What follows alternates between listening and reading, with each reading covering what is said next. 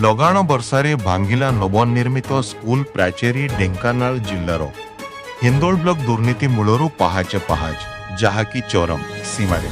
ଖବରରୁ ପ୍ରକାଶ ହିନ୍ଦୋଳ ବ୍ଲକ ପକ୍ଷରୁ 2025-24 ଆର୍ଥିକ ବର୍ଷରେ ବିକଶିତ ଓଡ଼ିଶା ବିକଶିତ ଗାଁ ଯୋଜନାରେ 4 ଲକ୍ଷ ଟଙ୍କା ବିନିମୟରେ ନୂଆବଗ ପଞ୍ଚାୟତ ସରାସିଂ ଗ୍ରାମ 5 ମାଇଲ ଛକସ୍ଥିତ ଦେବାହାଳି ସରକାରୀ ଉଚ୍ଚ ପ୍ରାଥମିକ ବିଦ୍ୟାଳୟରେ ପ୍ରାଚେରୀ ନିର୍ମାଣ ହୋଇ କିଛି ଦିନ ତଳେ ସରିଥିଲା ମାତ୍ର ଆଜି ବିଳମ୍ବିତ ସନ୍ଧ୍ୟାରେ ଲଗାଣ ବର୍ଷାରେ ସେହି ପ୍ରାଚେରୀଟି ସମ୍ପୂର୍ଣ୍ଣ ଭୁଷୁଡ଼ି ପଡ଼ିଥିବା ଦେଖିବାକୁ ମିଳିଛି।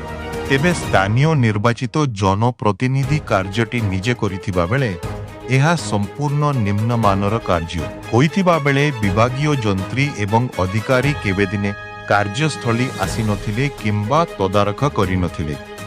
ତେବେ ଏଠାରେ କାରବାର ହୋଇଥିବା ବେଳେ ବିକଶିତ ଓଡ଼ିଶା ବିକଶିତ ଗାଁ ଯୋଜନାରେ ଉଠିଛି ବଡ଼ ପ୍ରଶ୍ନ।